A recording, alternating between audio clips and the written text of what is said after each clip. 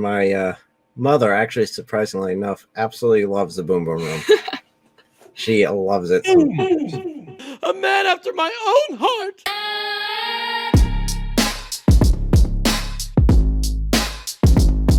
Vocab Malone is my name. I used to rap a lot. Now I rap a little.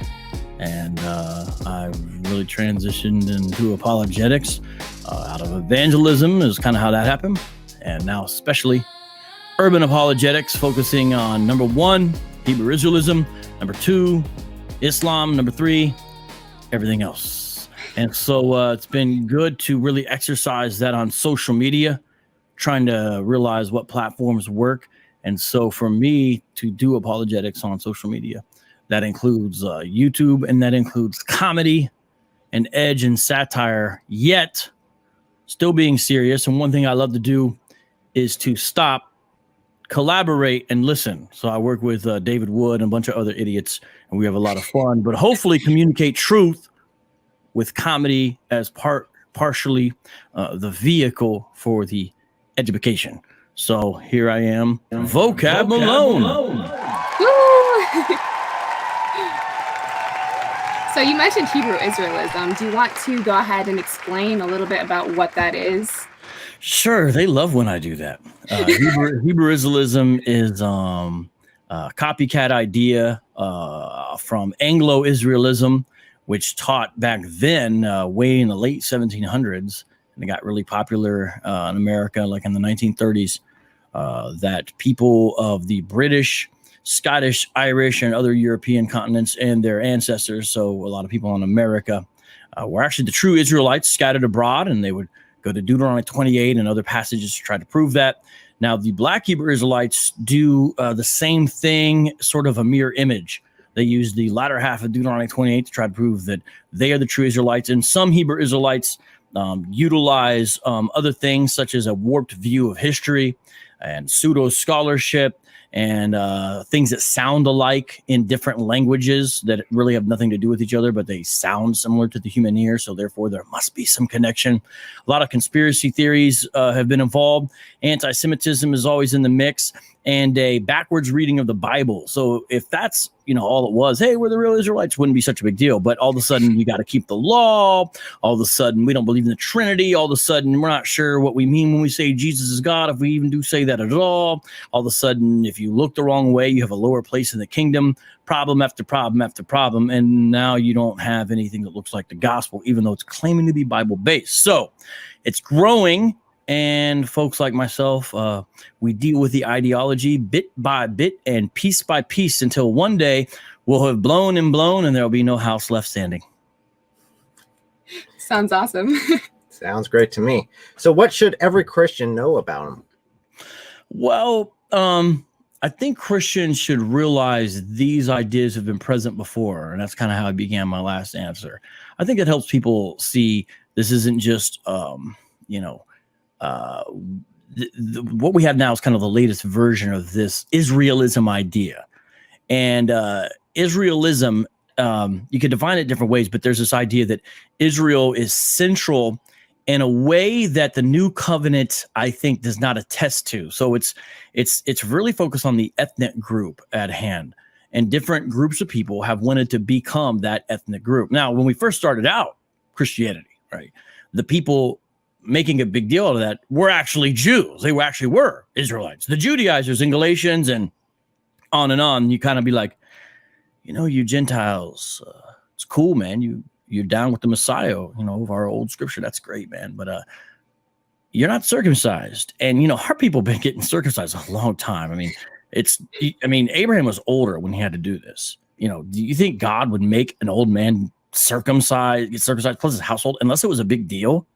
You can't just come along, and because you happen to be Greek or Roman, just be like, well, I don't need to be circumcised. So it's good you accept the Messiah. That's important. But you can't make up your own new religion. You know what I mean? Jesus, he was circumcised. You need to be circumcised too if you're really in this faith, if you're really serious. And by the way, stop eating pork and et cetera, et cetera, et cetera. They started putting the law on them, right? Now, they were actually Israelites, and they held themselves in higher esteem because of their historical pedigree. Paul dealt with that. Peter had to shake that off like Mariah Carey, but we've got new versions like Black Hebrew Israelism and the Anglo-Israelites before them. And there's other actually movements like that. The Hebrew Roots movement are somewhat similar. Fringe elements to the Messianic movement, such as the One Law movement, are similar. So this is running around. And what happens is, before they had to subscribe to a newsletter or hear some random guy speak or pick up a pamphlet. Now, click, click, click, click. Oh, I'm an Israelite. After 3 clicks, they realize they're an Israelite. And so these things spread faster. And the Christian church is kind of doing its thing, moving along. Oh, we got to, take care of the child care workers. And they got all these issues, right? And that's important. I used to be on staff, so I know what's up with all that. But we're kind of not always realizing some ideas that we think are silly are taking hold, and we better take them serious. Just like Mormonism. You could say Mormonism is silly. They believe in XYZ. But it would, back then when it first sprouted up, it's important to take it serious back then. And it's important to take it serious now because these ideas affect people's eternal souls. So with Hebrew Israelism, I just want to make Christians aware that it's been here before in different versions. And so we don't need to be so scared of how foreign it might seem at first. And also that we need to take it serious regardless of what we really personally think of it. We need to shake that off and have humility and realize we've been deceived before too. And so it's not just only a laughing matter. Although I'd like to point one of the doctrines. Now I do that to help people who are in it hopefully see these doctrines are silly, right? But also I get serious. We mix sort of lay level accessible scholarship in a sense with comedy. So it's a bit of variety, not for everybody, but I just want people to know, even if you're not out there dealing with Hebrew Israelism, if you never heard of it, the issues at stake are still very relevant. And all you got to do is go back to Galatians 2. So before you say, well, I've never heard of that, that's silly, who would believe that? Only realize these versions of these kinds of heresies have been around forever. And so it's good for all Christians, regardless of what they know about it or not, to be familiar with the basics so they can deal with these counterfeits. You know what I'm saying? Because after Hebrew Israelism, there'll be another thing and another thing and another thing. And we don't know which ones are going to stick around. In the 7th century, they didn't know Islam was going to blow up, right? Pun intended, but it did, right? But then you have other things like, Zoroastrianism, which are almost gone. And they were massively important back in the day in Persia. And now they're almost gone. So we don't know which is which, right? So I think it's kind of like grow where you're planted. You know what I mean? What's in your context, you deal with it. And again, pray for people who are in the fight, even if you're not. And subscribe to my channel. That'll help. Definitely. And you did an awesome video about the roots that you were talking about last night. So if anyone wants to check that out, hopefully we can get that in the comments. That should help. Besides those videos and the awesome content on your channel, what are some other resources that help illuminate Hebrew Israelism? Well, I do have a book. It's called Barack Obama versus the Black Hebrew Israelites. The book's not political. It's not about Obama. That is a catchy title to make you remember it. So just deal with it, people. People do that. It could have been introducing Hebrew Israelism, right? That could have been the title, but that's a lot more boring in my opinion. So Barack Obama versus the Black Hebrew Israelites, it is. It's Vocab Malone. You can buy it on the book patch, and you can also get it on Amazon. And it's available Kindle, PDF, all those formats, of course, physical, And it's kind of just an intro to give you the lay of the land. I try to make it interesting and relatively accessible reading, and a lot of resources, especially towards the back of the book. The first part of the book is more narrative. The latter part of the book is more resource driven. And so it's a helpful tool, but I'm working on a second one. Will it ever come out? Only the Lord knows, because I spend so much time editing YouTube videos. I can hardly find time to write a friggin' paragraph. But one day it will happen by God's grace. You know what I mean? Maybe he'll give me coronavirus, and then I'll be well enough to work on the book while I'm doing it or something like that. Who knows, right? There's that. And, I'm not the only one. There's a lot of other people coming up that are doing good work in this area. Adam Coleman, Damon Richardson, Nefertiti. I used to roll with the thing. We called it Soldiers of God. Then after that, Shield Squad. So there's all these little alliances and underground guys and gals doing great work on it. And so finally, there's starting to be some answers, because this is one of many alternative urban spiritualities, and plus conferences. Obviously, not a lot of conferences happen right now, but we just did one earlier this year called Cyber City, which was all virtual. That took place a lot on my channel, but on some other brothers and sisters' channel. You can go to the Cyber City. cybercityconference.com is the website to get the resources for that.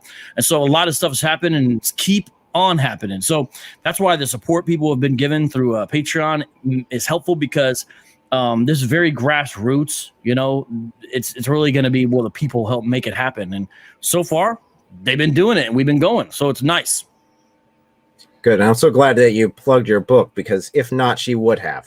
Yeah. She was so going for that if you didn't do it. Wouldn't bother me a bit. She has been reading it as much as she can. Yeah, I think it's really helpful. It's really crazy. I never knew before I found your channel about like how intense it really was, because I was one of those people that like if I had ever heard of it before, it was just like, haha, like whoever would believe in that stuff. But no, I mean, it's serious to people, and we need to realize that. And I think that book really helps. So yeah, just like think about the ideas in Islam. A lot of them you might be like, really? Yeah. Really? They believe that? Drinking camel urine? But it's important, I mean, because people's, souls are at stake here. So there we go, And that's the whole purpose of us doing everything we do. Yeah, and giving kind of a tribute to Ravi Zacharias, one of the things that we're kind of touching on a little bit here that he did a lot is we got to remember the questioners behind the questions. So that's good. That's exactly right. So let's go ahead and switch over to this Apologetics Empire. Yes. Apologetics Empire. Well, what do you guys want to know about it? What's your what do you guys think it is? Well, that's the good question. So, you being one of the founders of this Apologetics Empire, according to David Wood, what is your vision for it? No pressure. We're finally getting to a place on YouTube, and we can say social media in general, where there's a few heavy hitters, and I kind of mean that in the sense of influence, right? It's not about who's better. It's not nothing like that. It's just certain people's stuff and the way they frame things takes off on certain platforms. Primarily, we're talking about YouTube here, right? But there are other social media platforms. We had a meeting earlier this year, and one of the men spoke at length about Instagram and how to do things on there. And you kind of realize, whoa, it's like an entirely different animal, And but we want to consider those things. But at the same time, there's a realization that focusing helps, and so we're really focusing there on YouTube. So you're starting to finally see some people getting some decent sub counts, some decent videos that are responding to all these atheist attacks, and they've really got a head start on us, when you look at apologetics online, and we're kind of catching up slowly but surely.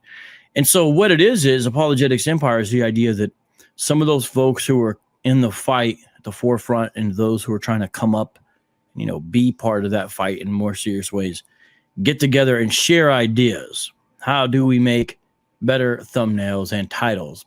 I'll give you a quick example. Interview with Greg Koukl. That's cool. Who knows who Greg Koukl is? The people into apologetics. So think of something else. You can put his face on it. You can say, you can put it in the description, but you need to try to think, how do I get people who are not already into this? You see what I'm saying? Interview with the man who teaches you how to ask questions. I don't know. I'm just thinking off the top of my head, but you see what I'm saying? Something, you kind of think of these ideas, and you realize we're in this kind of little weird bubble, and so we're addressing people and we're dropping names, and we don't realize like we're not just trying to talk to people who are already into apologetics. And so we try to think how to branch out past that. So we're trying to help each other, right? And then you have people come along and say, well, here is a way to do apologetics in relation to current news events. Now, that's not for everybody, right? But some people, that's what they're going to do. That's what they're going to be part of. And so we help each other learn how to do that. And everyone needs to at least have ability about how to integrate apologetics in current events, even if that's not their kind of their stilo, right? So John McCrae is a perfect example of that. Another example, what do you mean? Another example was like, all right, how do we make our stuff look better? So Cameron Bertuzzi comes and he makes the stuff look really good, and he's like, okay, here's some ideas about how to make your stuff look better, right? And everyone may not do exactly what he does all the way, but you definitely want to know that information. So it's that kind of open sharing, see, because we're not perfect. We don't all agree with each other all the time, whatever, right. But we can have more unity, I think, than the Kemet's, that's a conscious community folks, the atheists, and everyone else, because they just always end up fighting with each other. And Christians should have somewhat of an ability to not do that. And so we have to realize, hey, this is kingdom building. We get it.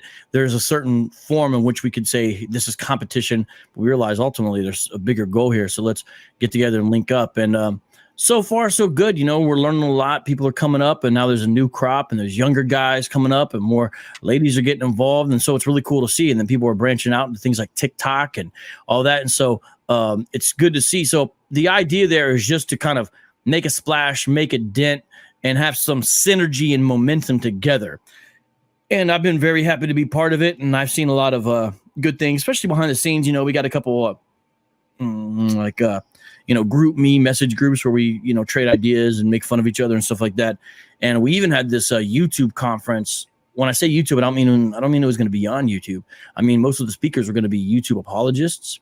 And, coronavirus had other plans, but we had this thing where almost all the speakers were going to be YouTubers, which is very different. You've never seen an apologetics conference where the bulk of the speakers are mainly essentially the reason they're known is from YouTube. Right. So that is something we still want to do, but we shall have to revisit that issue now and see when's a better time. So stuff's still happening. And again, I'm glad to be part of it, even if I can, I'm kind of I'm kind of the caboose, I'm sort of the back of the train, and because of the obscure stuff I deal with, I get it. I'm not going to be, number one, number two, number three, number four, but I'm glad to be around. I'm glad to be hanging around, you know what I'm saying? And so that's all right. Cause I'm kind of going to do I'm going to do what I do no matter what. To an extent, I'm kind of stubborn that way.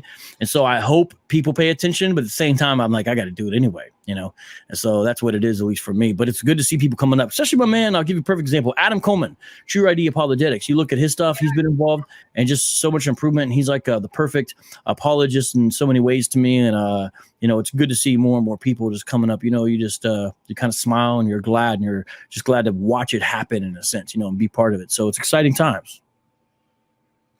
And I think you touched on some really important stuff in there that I don't want to breeze over too much because you touched on unity. And I think that's one of the most important things in this apologetics empire because as Ephesians 4 and Paul emphasizes so much, like we need to be unified. We're all under the same God. Well, all of us Christians who are truly following him. And we need to do this mission together because we each have our pieces and parts. Like you said, you have such a niche specialty, but it's so important and so many lives are impacted by the work that you do. But not everyone dives into what you do. But that doesn't mean they're any less important just because they're a foot or an eye or an ear or any of that. And so I love looking at you as an example and hoping that we can all hopefully step up a bit. Agree. And again, I'm just happy to be part of it. And it's cool to see, I have sort of, my own things I like to see happen. I really want to see urban apologists, so-called, be integrated more into the mainstream kind of conversations. I want to see that. I also want to see more kind of art. And when I say art, I kind of mean it in a broad category. Yes, LGBT art, and that's an example, which is great. That's an example of what I mean, but sort of the creatives being involved with apologetics as well. So you have like this creative aspect that hopefully touches the emotions and the eye and the ear, but also, is also hitting people's thoughts, so to speak. I like to see more of that. And, I have a certain, hey, I believe in unity and I know everyone's on the same page, but, I do have things that I think are helpful for apologetics. And so I like to at least have it be part of the conversation, not shoving it down people's throats, but Reformed theology and presuppositional methodology in a certain ministry. At least like the people being able to have a conversation about it, not trying to force anything on anybody. But those are things I talk about as well. They're not the most important, but they're part of what I discuss as well. And I think that's important for people to be able to do as well. And then one other thing I've become interested in recently, and I haven't done too much with it, is kind of the folks on your guys' end of the spectrum as far as age. So I recently did a show where I called it Apologetics Youth Empire.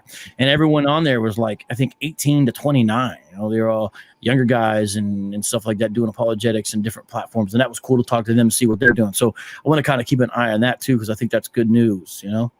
And that was really epic, actually, for us too. Yeah. So since we saw that video, which was super funny, because I was like super not feeling good, about to go to sleep. Then I saw your video and I was like, oh, it's vocab. I got to jump on there for a couple minutes, and then ended up staying the whole time. And we're pretty actively involved in those Discord communities now. And it's been really awesome to see that, you know, youth apologetics empire to grow. And so that's been a really cool opportunity. And I'm actually doing an interview with 2 of those guys in the next 7 days as well. So good for, you know, bringing that into the light and helping that community grow as well. So on that note, what can Elle and I do to further the apologetics empire? Well, I mean, really, it's kind of like basically making good content, you know, and just kind of consistently doing it and just plugging away. And like, that's really sort of, I don't know, it right now, because the idea is to inspire and encourage, and to an extent, maybe educate, you know, we're all educating each other, folks, and then kind of see who takes to it and who does what. And then kind of we sort of revisit these issues down the road and see, all right, who can we work with and how, you know what I mean?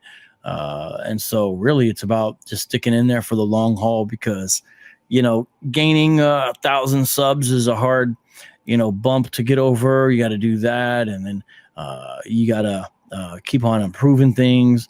And then you gotta, you know, so you just, this is like this war of attrition almost. So really just keep on plugging away and doing that. I mean, that's really the most important thing. And we're kind of, I don't know, you know, I don't necessarily know what step 2 is. I mean, a lot of the ideas we had sort of have been put on hold, you know what I mean? But that doesn't mean it's permanently, you know, like that forever, you know? And so we're kind of in a holding pattern, as it were. But, you know, it'd be interesting to see what transpires at the end of this year, because I do know some of us are getting together, I believe in November in Rhode Island. And so we'll kind of reconnect there and see what's popping. Now, is that for a conference, or is that just like sort of? This is the academic side of things. You know, every group of professionals, I guess is the way I could put this, has professional societies, and these professional societies check each other. They bring new ideas into the community, right? They have trade journals, this kind of thing. It's sort of a common thing, whether you're a dentist or an archaeologist or someone involved in the highest levels of logistics management, you know. Well, evangelical theologians have something. Evangelical Theological Society, aka ETS. It has an annual meeting, you know, a couple thousand people. You know, it's not huge, obviously. Get together once a year, read papers to each other, buy books, make connections, et cetera, et cetera. And a number of the YouTube folks out of us who are interested in that sort of thing, we get together and you know, hang out with these scholars. It's kind of like our version of rock stars. You know, hey, there's Tom Schreiner. He wrote that book on New Testament theology. And oh, look, you know, that kind of thing, right? And so we do all of that, and that's a place. So that's it's not like an apologetics conference at a church. There's like a high level nerdy, you know, thing.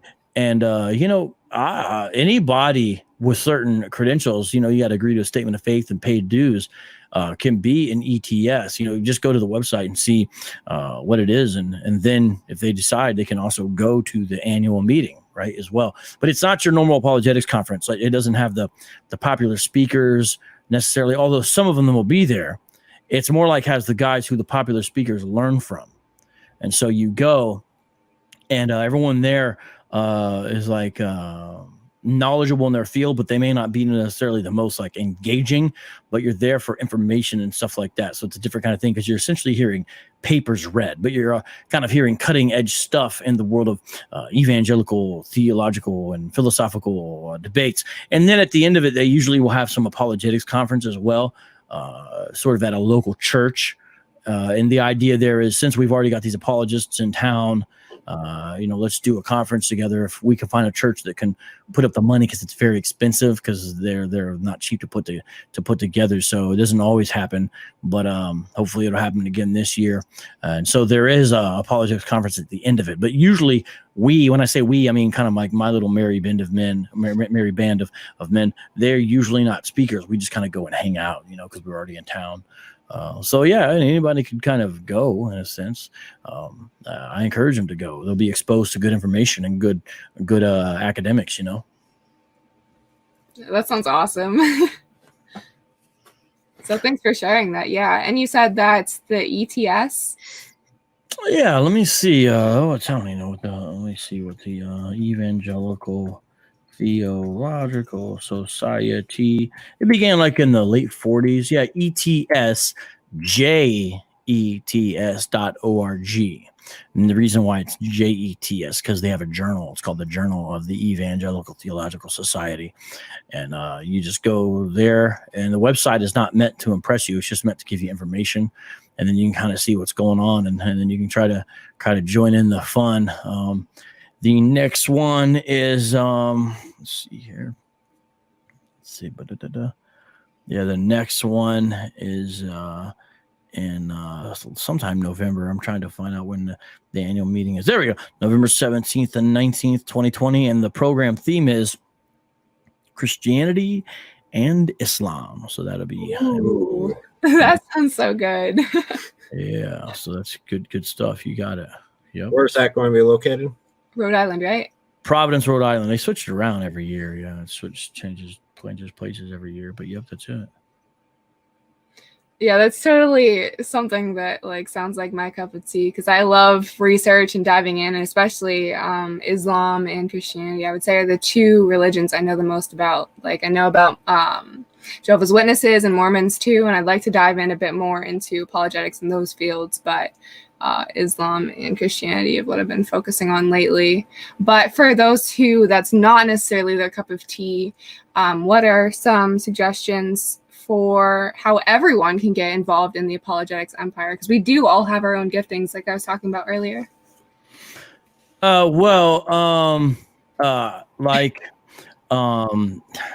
If there's somebody involved who's kind of in, I don't know, the official group or whatever, I think the best thing is to try to just make yourself known to them. So, maybe become a moderator on their channel, maybe become one of their patrons, these kinds of things. I've seen you guys do some of these kinds of things, and you kind of just let it be organic, because it's not going to be some automatic thing. It's sort of like slowly but surely, and then we see what's what. I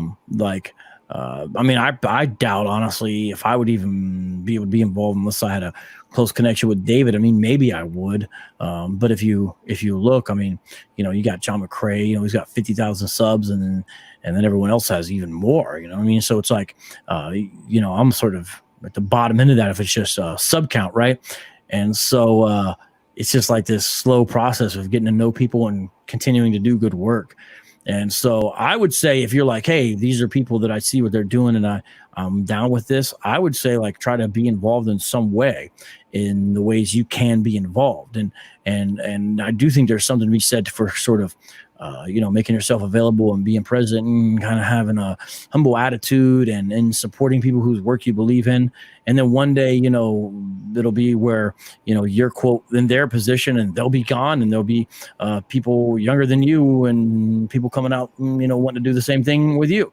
So you just come around, try to get involved, become moderators, become patrons, things like that, make yourself known, help, I think that's a good way. But, this is to everyone watching.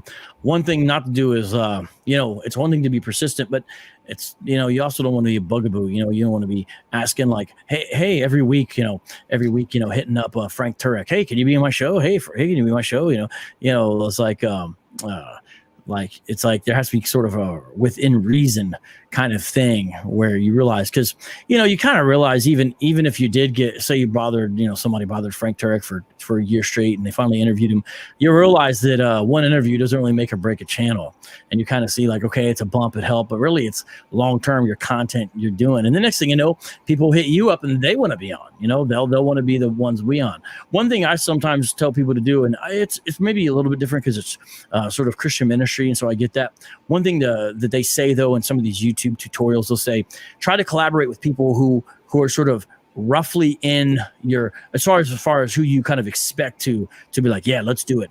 Roughly sort of in your general area. So you hit somebody up and it's like, you understand, you're like, you're in a similar place. And that's the best way to do it. Because then the cool thing is you actually kind of grow together as you're going. And again, these things all change. Norm Geisler died somewhat recently. R.C. Sproul died somewhat recently. Ravi Zacharias died somewhat recently. What I mean by that is the apologists and theologians who dominate for literally decades with massive media ministries, eventually they leave a legacy behind, but they're gone. And the question is like, who's next? Who did they train? Who did they work with? And then it's the time, And so there's a certain level of just kind of like patience and just grinding away. And you realize like everything's going to change, in the sense of like the platforms are going to change, the questions are going to change, what they allow us to do on social media is going to change, all this stuff changes. And then, TikTok's not the final new social media platform, you know what I mean? So it's popular, but remember, it's almost like, it almost seems like a distant memory that things like Vines were around, which is sort of the predecessor to TikTok, or Snapchat. Snapchat's not really hot like it was, right? It's crazy. You just don't know. And so my point is like, we got to be adapted and moving and all that with things that go. Don't just look at what's already there, kind of think, okay, what's going to happen? What's next? And position yourself for those things. And I think if people kind of have that long-term vision and they don't kind of think there's a quick, easy fix, I think that'll really serve them well, because then they won't get disappointed with the little, things where someone doesn't hit you back or it doesn't work out. You kind of just have this long-term vision and realize, it'll come around again. It'll work out. You know what I mean? And it's a lot of it just has to do with attitude, man, because you see a lot of people come and go. A lot of it has to do with their sort of attitude about how they're in this thing, because it's easy to get bumped off. Once things get rough, as they do, your videos are going to get taken down. Atheists are going to come after you, XYZ, right? Mm-hmm. And so what's your attitude? That's going to really affect your ability to sustain long term, And so be a happy warrior is how I would end that answer to that question. That, and also keeping your eyes focused on Christ, what you're actually doing this for. I think that's a huge advantage we have over a lot of other channels, if they're whatever they're doing that's not Christ oriented. If we're Christ oriented, we're keeping our eyes on him. And even if we pass away, what we built as far as the lives that we've touched, the ministry that we've done, could inspire and move others to do even greater things than what we did. In just a moment here, I need to focus on this one comment here. Yeah, man, you got to stay focused. Life would be so nice as to introduce this individual. This is Brad Robinson, and he is the wonderful man who actually drew Ravi Zacharias in the last video I did on my channel. And everyone on here was loving on him and asking how to find him, saying his art was awesome because it is epic.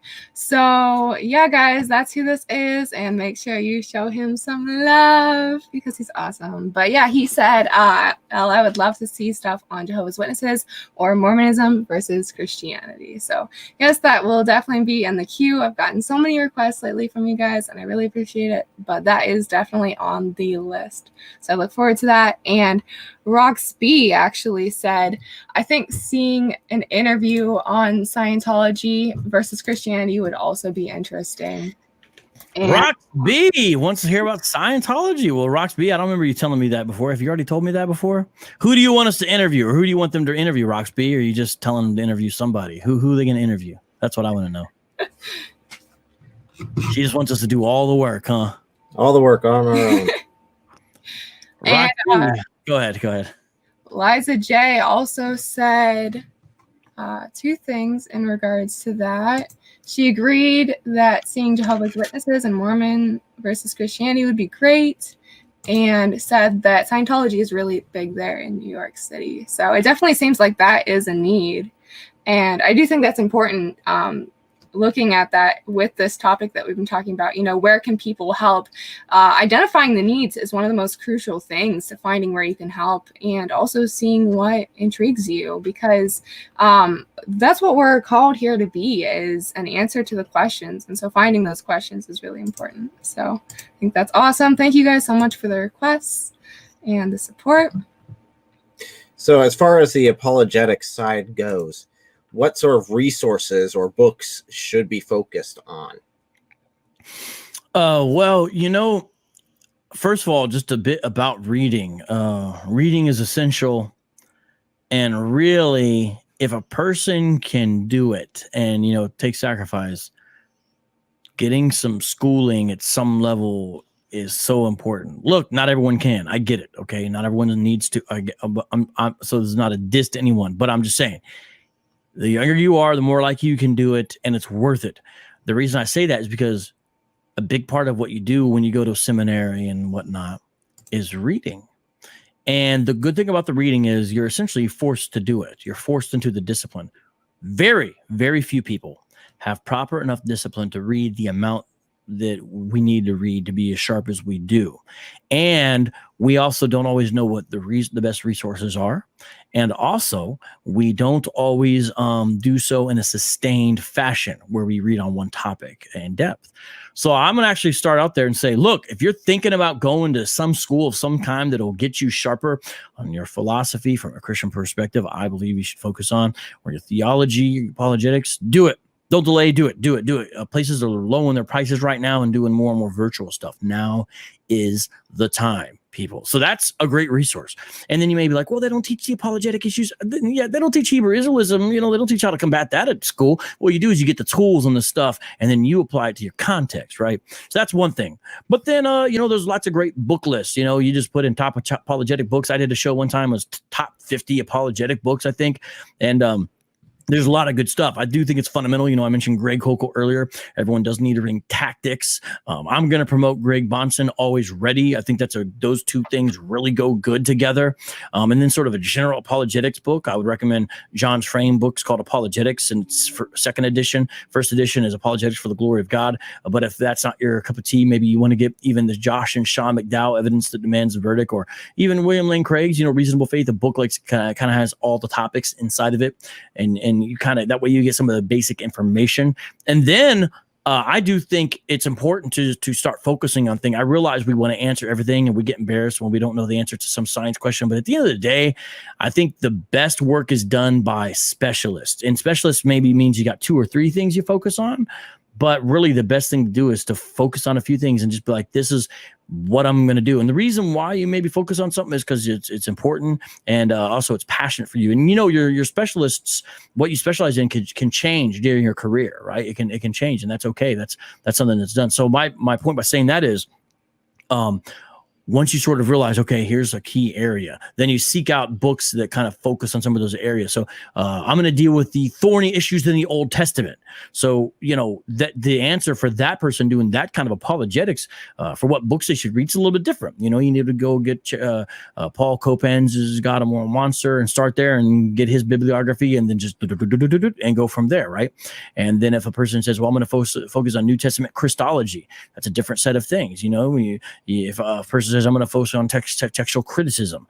You see what I'm saying? And so I really think it's important to kind of read, especially in those areas you're kind of going after. Now, I realize not everybody knows, but that really is the best thing to do, just to bear down and really go after a few key things, because we've all got limited time and no one is an expert in everything. And if you think about any college class you've ever taken, guess what? It's usually, at least should be, taught by a person who's a specialist in that area. And maybe they have some other things they know about, but they're probably not a great car mechanic. Maybe they are, you know, but most likely if you're going to learn how to fix cars, you would have a different teacher. And so my point is, become that. And that's okay. And you may say, well, then everyone won't. Yeah, you just got to deal with everyone's. It's not going to be for everybody. That's just how it is. And so be all right with that. And so I think it's important to really, boom, go in a few key areas. And so I do encourage, actually, in the year 2020, specialization. I think there's enough of us that we can specialize. And I think that's important. And so read in those areas.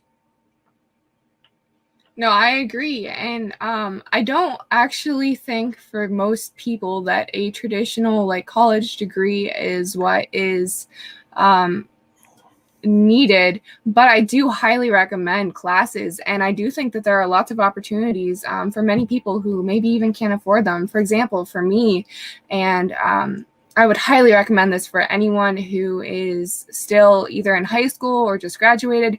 I found opportunities where I got complete scholarships for classes over the summer, and I got to take Old Testament survey and New Testament survey and be in different programs that were so influential and incredible for my growth in Christ, and really connecting with other members of the body of Christ and really seeing what it means to live as the body and to be the church. And I think those are incredible opportunities that really aren't talked about too terribly much. We often think of college as something that, well, it's just so expensive and we have to do like all the normal classes too. And I think that there are a lot of things that are overlooked. Another thing for people who might be struggling with finance as far as classes go is there are actually lots of free resources online, free college classes taught by professional college teachers. Often it's just whatever they're sharing at their universities, they will also put online. And one of these great resources is Christian University, and that's actually being posted in the chat. And what they do is they have awesome courses that you can take the whole college courses. There are teachers there to help you go through it, and you don't have to pay anything. The only time that you would ever have monetary involvement is either if you want to donate or if you actually want your credentials of bachelor's or master's or doctorate or whatever it is after you've already taken the classes. And if you don't want to spend that money or don't have that money to spend, you still have all that great resources and that great knowledge, and you can go and use that without needing necessarily that certificate, that paper, because you have everything you need to equip yourself still. No doubt. Yeah. It is, in a manner of speaking, easier than ever. Yeah. It's incredible. That's right. So, Vocab, got a quick question for you as well as for the rest of us, just to let everyone know what's going on. What is next on your to-do list for videos or content? Well, I really do got to, plug away little by little of this book. Currently, I'm doing a lot of work on the area of reincarnation. So I've actually written some on it. Haven't put it out yet, but for future inclusion in a book. And the reason why reincarnation is a certain segment of the Hebrew Israelite adherents do hold to a version of reincarnation. I'm actually working on setting up a debate with a guy next, actually it'd be this Saturday coming up, working on setting up a debate with a Hebrew Israelite on reincarnation. We'll see if that happens or not. And I think that's important. So I kind of focus on one specific topic within Hebrew Israelism. Obviously, reincarnation becomes important because a lot of other people believe in it, and certain people actually try to point to certain Bible passages to prove that it's true. And so I'm dealing with those Bible passages a lot, right? And so I've done some street engagement with some Hebrew Israelites as well on that. And so that's one particular thing popping. We're in the middle of Islamicize Me Special Edition on my channel, youtube.com/Vocab Malone. So what I'm doing is every Tuesday and Thursday, so one will be on tomorrow at 9 o'clock East Coast, 6 o'clock West Coast. We put out one of the installments of Islamicize Me with some minor enhancements and modifications made by my favorite editor, Bry from The Shy. And what he does is add little things. And so if you haven't seen it 2 years ago, you could see it or revisit it. And now that we have premieres, we didn't have premieres back then. It would just upload and you would talk to each other in the comment section. Now you can do so in the live chat like people are doing right now in the live chat of this video. So that's important to make sure you catch those Islamicize Me special editions. I believe like we're approaching day 10 or 11, about to do the one I think where we talk about pictures and dogs. I think those ones are coming up. And then we've got After that, I'd like to actually put the Boom Boom Rooms on my channel because we're almost done with season 1. We've got 4 more episodes to post, and then season 1 of the Boom Boom Room will be done. The episodes are actually already recorded. One of them is edited. The other 3 still need to be edited. So the work's been done, but sort of quarantine. But really, it's David Wood. He's got to get on those. But of course, I'm involved with those. I'm excited to see about the next thing. And then I gave my editors a list of about 10 videos to work on. And so we're kind of plugging away with a couple of different videos right now, including one that's one of these videos that are a little bit different than my live streams because I focus on live streaming, right? The video will be a kind of sit down produced video on reincarnation. And that would be probably maybe 20 minutes. And so we're working on that because the filming is already done. One thing that recently came out that's also important is I just got a new channel trailer. My man Comment Mike did a great job on that, and so that's I encourage people to check out. And as well, another new thing that happened in the channel is we finally got channel memberships where you can join and get little special emojis and badges and stickers and all that, and that helps as well. So that's important. And the last thing I'll say that is popping off is tonight I'm doing a live stream on the issue of violence within the militant factions of Hebrew Israelism. So just like we wouldn't say that all Muslims are violent, of course not all Hebrew Israelites are violent, not even a question, but there are some extremist factions, if you want to call them that, and I'm going to deal with some of the ideological problems and actually some current events where some of this has actually popped up in the news over the past year, some things people may not know about. I'm going to be discussing tonight. So it'll be a sensitive topic issue tonight, but it'll also be very important. So that's happening as well. So that's what I got going on that I can remember off the top of my head. If I forgot something or someone, forgive me. My bad. No, sounds good. My mother, actually, surprisingly enough, absolutely loves the Boom Boom Room. She loves it. A man after my own heart.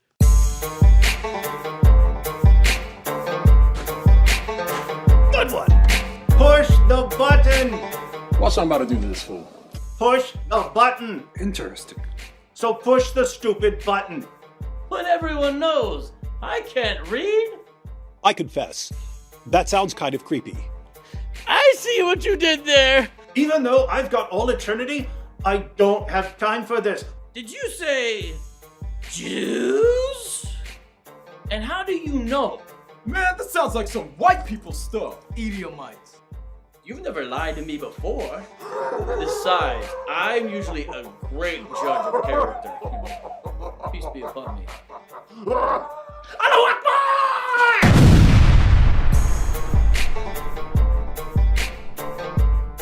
So, But everyone in the family also loved Islamicized Me the first time around. And I don't know how many times we watched that when it first came out.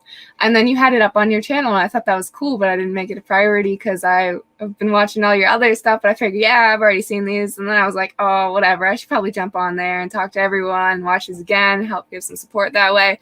And then, yeah, I realized they were special edition. I was like, oh, that's epic. Yeah, they're faster. The edits are quicker, and so the episodes, generally speaking, are a little shorter. So they're not longer, they're not expanded. They're actually shortened, like. But then also there's these little enhancements, little sound effects, or sometimes subtle, sometimes not subtle, and a couple little, audio, visual effects as well. And actually, we tweaked the audio, so the audio is a little tighter because some of the audio was echoey first time around. So little things like that. George Lucas did special edition of Star Wars, and that could be good or bad. I don't know if that's exactly what this is, but overall, it's round 2, man. That's what it is. It's round 2. So come and join the fun. Yeah, your editor did a really good job with that. And we've been absolutely loving going through and seeing all the Easter eggs and all that. So it's been really cool. Let's see. Carm M says, Vocab for President 2020. Hey, I'd vote for that. Except it already is 2020, so you better get on that ball. Yeah, hurry up. Yeah, well, I'll just tell people, if you don't vote for me, you ain't. No, I won't do that. Yeah, I don't think I can do much good as president. I think I'd do better as president of the Glee Club or something like that. You know what? Actually, you're right. I should become Apologetics president, Apologetics Empire president of the Apologetics Empire. I'll be with that. Yeah. That would Counts on who you're running against. Yeah. If you're talking about that, I'm going to have a bit of a hard time discussing that. Well, we need a president, not a dictator. Shots fired. I'm the man for the job when it comes to that. Well, hey, Vocab, if you want to be president of the Apologetics Empire, you're going to have to get on that Discord thing. I hear you've been requested and putting that off, so. Yeah, I'll just I'll send an ambassador out. Like the president, an ambassador to Haiti. I'll send an ambassador out to Discord. It sounds good. Yeah. So Mr. Phil Fox said, how do we become super cool like Vocab? Well, the Hebrew Israelites, they don't think I'm very cool. The Muslims don't think I'm cool. Sometimes my own kids don't think I'm cool. So, I don't know. I'm glad Mr. Phil Fox thinks so. I mean, I think he's cool too, but there's a lot of people out there that don't think I'm very cool. They call me slow cab and no jab Malone and no jabs cologne and Vocab and what else do they call me?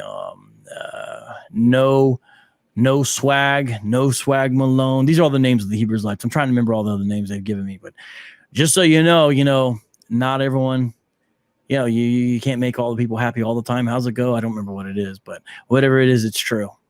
Yeah, if the world hated Christ, well, the world hates us because they hated Christ first, but we are not of the world. We are just in the world. We are aliens. I actually had a song about that when I was doing a lot of hip hop. Yeah, I saw that. Called UFO. It's called UFO. And how it goes. Strange, weird, odd. I guess weird. UFO. Something like that. Yeah, I thought that was really cool because that's something I used to quote all the time. That Bible verse that talks about, we're aliens of this world, and no one else really seemed to know what I was talking about. So I saw that. My favorite line from that song was it says, I said, we've been scorned and burned again and again. They booed us like they practiced Zen. That's one of my favorite lines because I thought that was kind of clever. Zen Buddhism is a certain form of Buddhism, so Zen Buddhist. So we've been scorned and burned again and again. They booed us like they practiced Zen. I love that line all the time. So yeah, that's in that song. Yeah, you come up with some really creative lines. I think those are so cool. So going back a bit, Nate2D2 said, Vocab, empires don't have presidents. You should be emperor. Well, I guess he's right. There is an emperor I liked, and it was not Emperor Palpatine. The emperor of Cobra's empire was a man named Serpentor. And the way they made Serpentor in the fictional universe of G.I. Joe is they combed all the tombs and graves of all the military leaders and political geniuses from all the centuries. And they took all their DNA and put it together in sort of a DNA milkshake and made the ultimate emperor out of, the DNA of Genghis Khan, Julius Caesar, and everybody else mixed in there, which I thought was actually a really cool idea. And maybe they could do that with Vocab 2.0. And I'll be the emperor of that, take all the DNA from the best Christian apologists, put it together, and then voila. You know what I'm saying? I'll be down with that. Tasty. Yeah, really. So Mr. Phil Fox said, where do we find a sweet hat like my man, your brother in Christ? eBay. eBay. So I found this one years ago. Yeah, it's a Stetson, but I don't even think they carry them on the website anymore because I was trying to get one myself too. It's gone through a lot. Yeah. And it's still ticking. Much like me. Kind of. Well, I thought he was going to ask about my hat, the Arizona Diamondbacks hat, but I guess not. Yeah, we see the love. Just for the cool hat, though. Roxby says, at Vocab Malone, what got you focused on reincarnation? Well, the thing about reincarnation is it keeps on coming back again.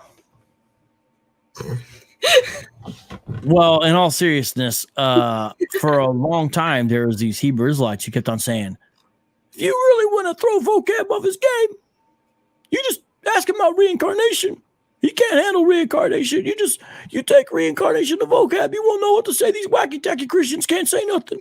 So after a while, I kind of got tired of hearing that. I was like, you know what? I'll take reincarnation to the Hebrew Israelites. They think that I can't. I mean, I don't know why they thought that. They're just making that up. I mean, who can't? I mean, so I was like, all right, now it's time.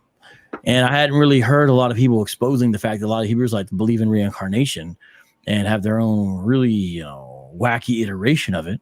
So I was like, all right, you know what? Let's do some reincarnation. And I found it very helpful to understand some Bible passages better. And now I realize, how, I already knew, but now I even realize more how weak their version of this doctrine is. And so it's really something I can take to them that none of them really that believe in it, because they don't all believe in it. The ones who do aren't really going to be able to answer. And so now it's like a strong thing, like, hey, you guys want to talk about reincarnation? I know the passages you go to. It's not going to work. Let's have that conversation. This is good because it'll just show we've got a lot of unbiblical doctrines floating around in your system. So let's deal with the reincarnation then.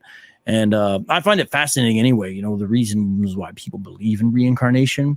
You know what I mean? The whole thing is I've never personally understood the appeal.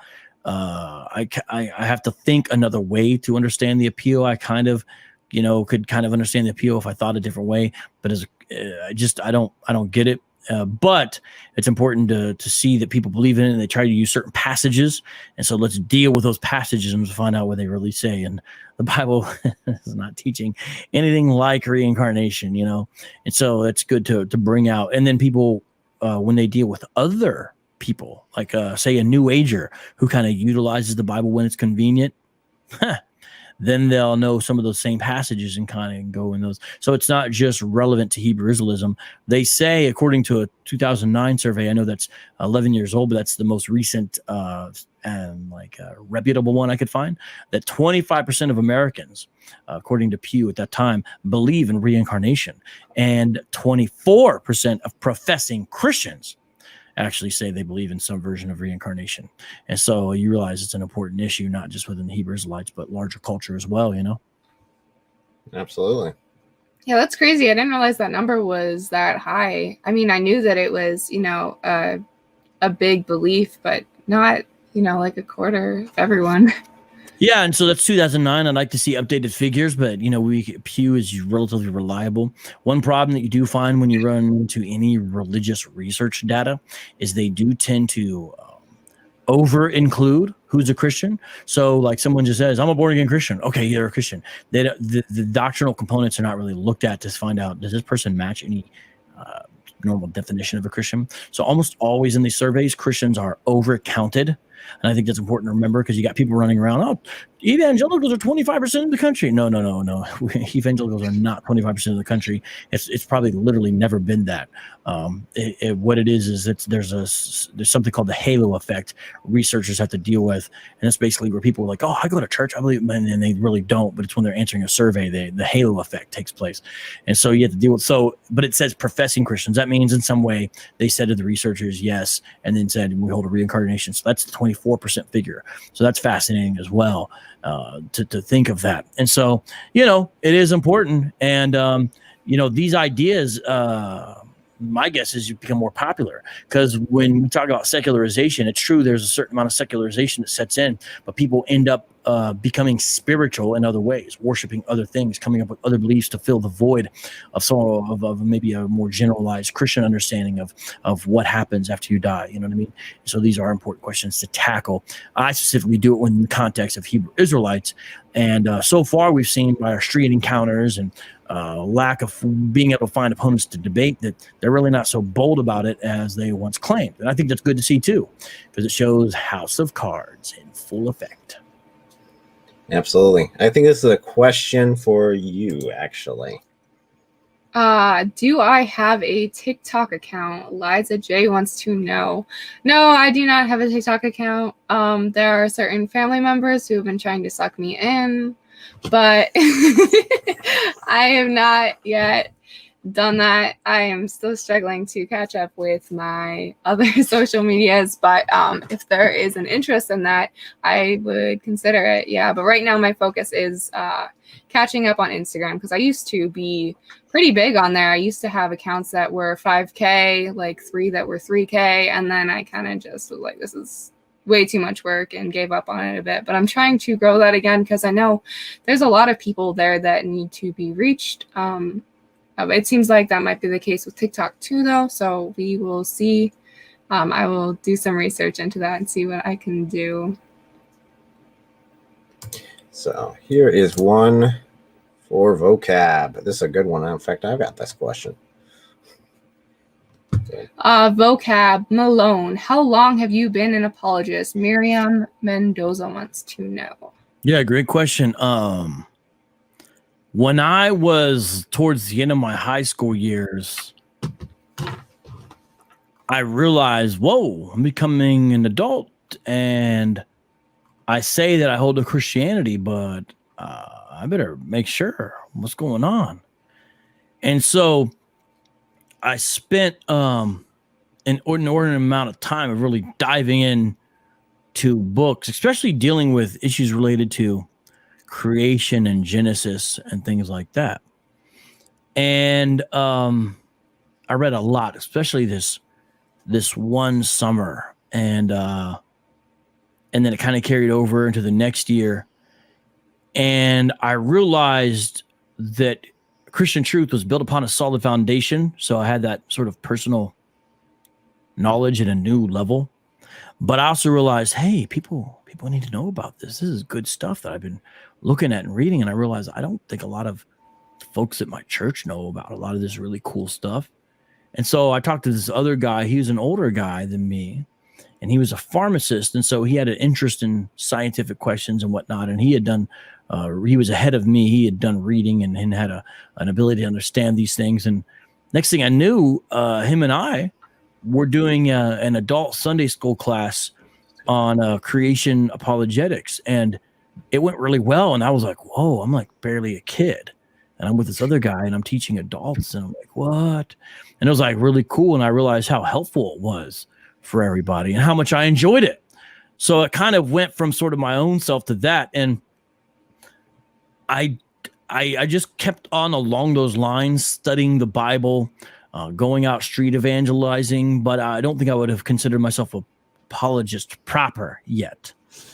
But about 10 or okay, it's about 12 years ago at this point, I think, if I got my dates right, is when it became public. And so I kind of mark it by that. So it may have been sort of 12 years off and on, because people wonder, my job. I have a full-time job, or a part-time job. So my full-time job is not apologetics or anything. So, I'm working, then I'm doing this, right? Well, about 12 years ago, we kind of went public with it. So me and a buddy of mine, we got a radio show together, did a lot of apologetics on it. I started blogging regularly, and then some debates started happening, and then just kind of went on and on from there. So off and on for about 12 years, I think. 12 years. Awesome. Thank you for keeping up the good fight and the good work. Brad Robinson wants to know when superhero characters for Your Brother in Christ and L are coming out. That is a good question. We've actually planned out what these are each going to be in the One Punch Man character world. Mine should be coming out in the next month, hopefully. It's the video that I mentioned as far as figuring out what we're called to and how to fulfill our purpose.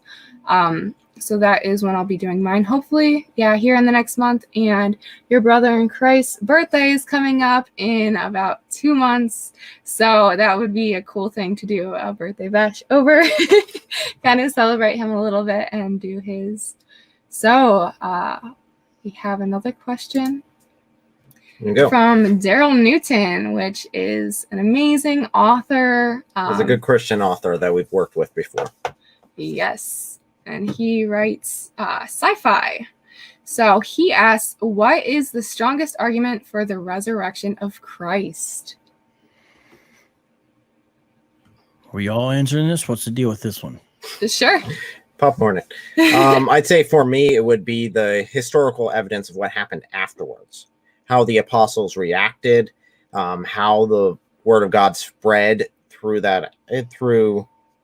Rome afterwards. I'd say that's the strongest argument. Just seeing their reactions, because they were fearful, and then all of a sudden, for no secular reason, they decided to be bold enough to go to their horrendous deaths. Yeah, we see a lot of people in different religions, such as Islam, willing to die for a faith that they believe is true. But the difference is that's something that they were told. The first Christians, this wasn't something that they learned from someone else. You're only willing to die for your beliefs if you truly believe them. And they were the first-hand accounts. They saw that his death and resurrection had happened, and yet they were all willing, because of this, to go to their very painful deaths. I mean, as far as I believe, John was the only one who escaped that martyrdom. And so if they were not truly convinced that Christ had died and was resurrected, I highly doubt that they would be willing to do that. Not only that, but think about how much Paul lost. I mean, he was the best of the best of the best, and yet he was willing to lay it all down just to spread the truth of Christ. Another thing that I love, it was actually a quote from The Case for Christ, which is an awesome book and movie by Lee Strobel. I believe the book title is slightly different, but where he was doing his interview trying to disprove Christianity and actually ended up proving it. And he was talking to an atheist professor, I believe, and she was talking about how there were so many sightings of Christ after the resurrection. And she said it would have been a greater miracle for a mass hallucination than for the actual resurrection of Christ, because of how many people said that they saw the same thing.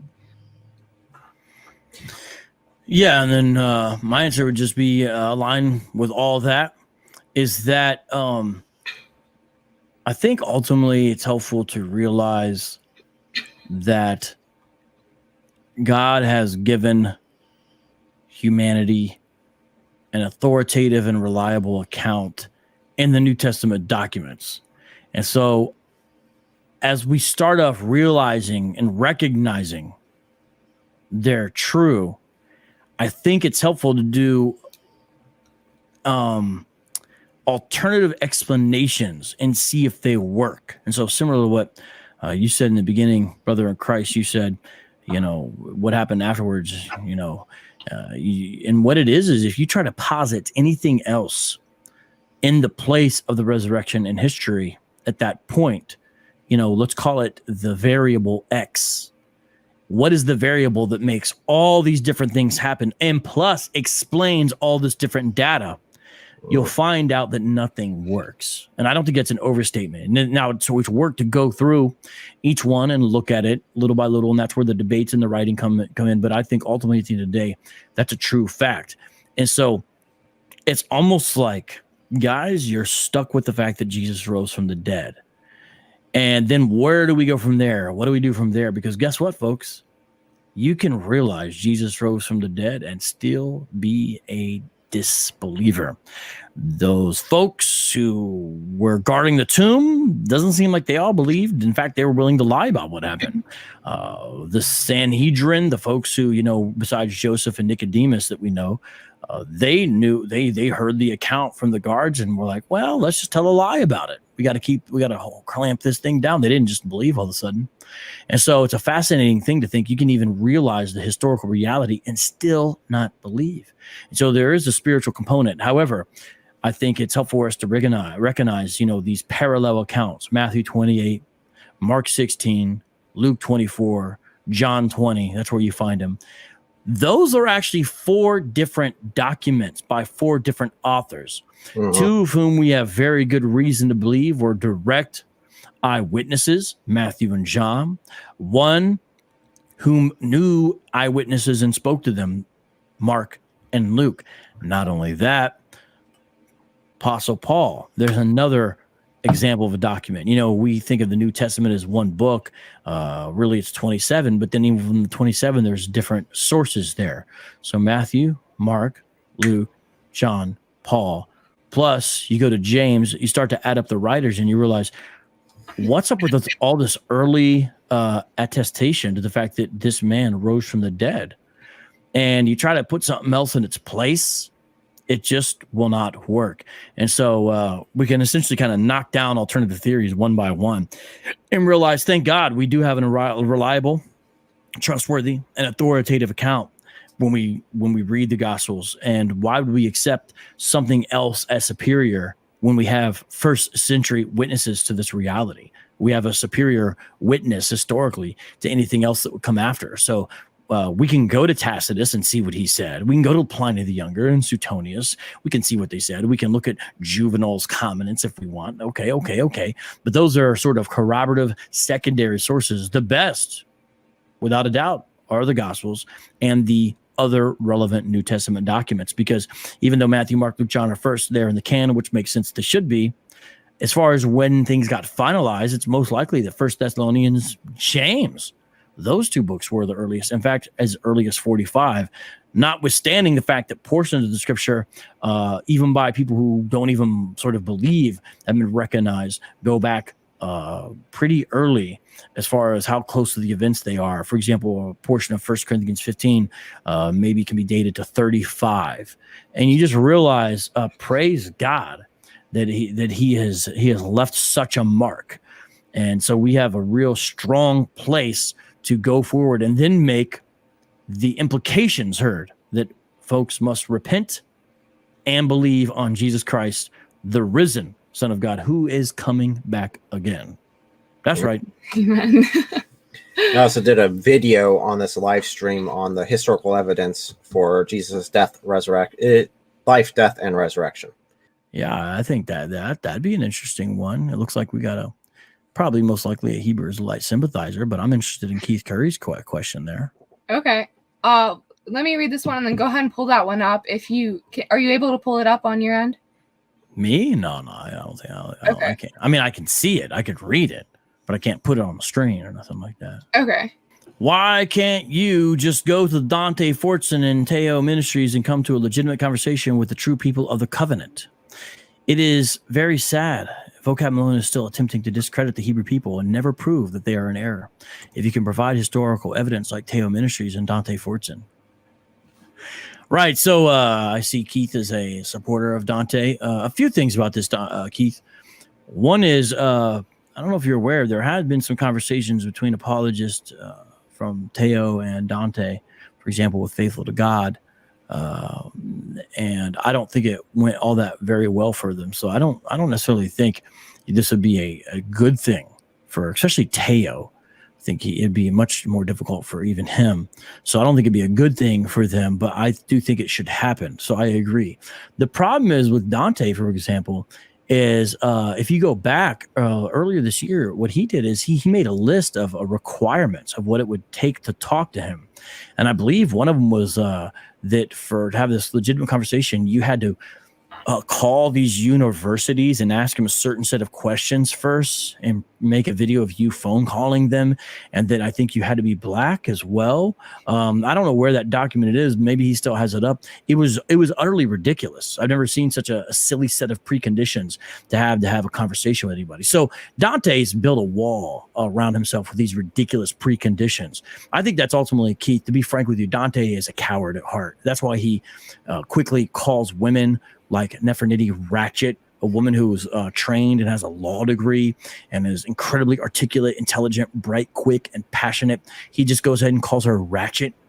And I see the way he deals with women, especially the disrespectful manner. Not only that, Dante has strong trolling characteristics. He said that when he initially kept on coming after me, that his ultimate goal is really to get Eric Mason involved. Now, I don't know if that's true or not. I kind of tend to think, I don't think he's as strategic as he thinks as he is. But my point by that is Dante doesn't seem to be a man who argues from what you call a place of good faith. Good faith means this conversation, there's a legitimate desire to have the conversation there. If you're just trolling people to get other people involved it kind of makes you look like a drama queen, not someone who's really engaging out of good faith. That's a problem Dante has. And it shows up in his social media behavior. So Keith, again, I'd be very willing to talk to Dante. And I even told him what I wanted to debate. And him and Teo said, no, I want to talk about their 400-year prophecy.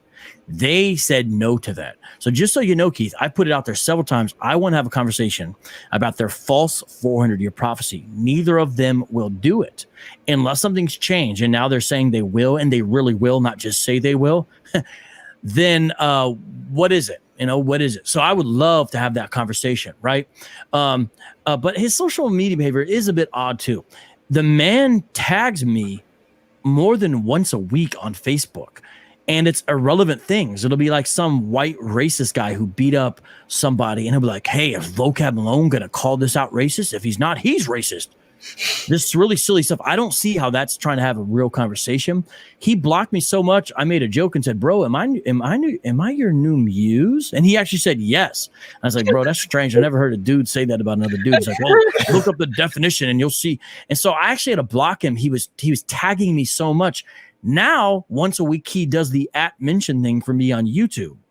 He constantly does it. So my reading of Dante is that he feels one of the primary ways to grow his channel is to create tussles with people, but he never really wants to get in the ring. He wants to do a little pre-recorded video where he does a PowerPoint presentation and says, hello, everybody. This is Dante Fortune. Buy my new book. It helps support the channel. I've been an apologist for 20 years. And I mean, I can't tell you, man, the guy with the mouth sounds, but I think really what he wants to do is to do those and then act as if he's engaging with the back and forth and then do another pre-record video. I don't think Dante Fortune, and let me be frank here, wants the smoke of having to answer my questions direct face to face in a Q&A. And you know why? Just like Jack told Tom, he can't handle the truth. And so I'd be willing to do that.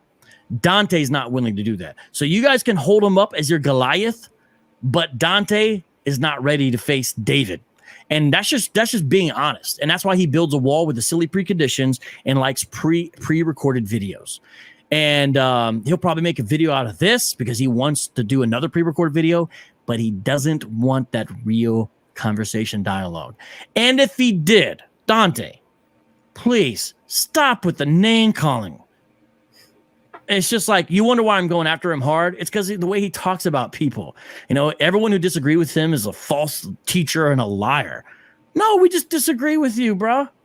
Come on, man. But Keith, if you could get Teo or Dante to do a one-on-one with me for real, or actually a 2-on-1, it could be both of them.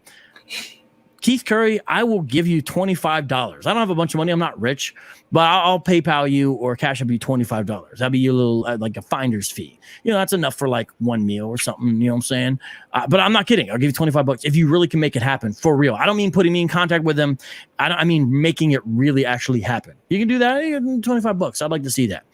In the meantime, though, just wait for his next pre-recorded video because I think that's all we're going to get out of Dante. Well, guys, you heard it here first. Some serious smackdown. Okay. I do think it's really funny, though, because it seems like the people who are constantly saying, oh, like, why don't you just believe the truth? And, like, are also the people who are spreading lies. And the people who are quick to call false teachers are the ones who are, like you said, having those 400-year false prophecies. And they're really lucky we're not living by the Old Testament law because that would not be good for them. But I really do think it's just like, how do you get away with spreading such lies that have been disproven and you still keep doing it? Like, the 99-1 rule. Yeah. 99 really people is. believe you, and the one person that doesn't believe you gets shouted down by the other 99. Yeah. Of course, with Dante and his camp who follows him, I don't literally mean a Hebrews like camp, but he sort of has a camp of people who follow him. They think that's what he's doing, and it's really sad. Dante will do things like this. And the reason I'm being aggressive is because of outright deception bothers me. It's a violation of the 10 Commandments with these folks who claim to keep the law. And it bothers me when someone will outright deceive and then claim they're doing truth and doing something for God. So he'll do something like put a source on the screen, read it, and then, he took a screenshot of the source. So it's just like a picture of the source. he'll take the screenshot and crop out the bottom part of the paragraph.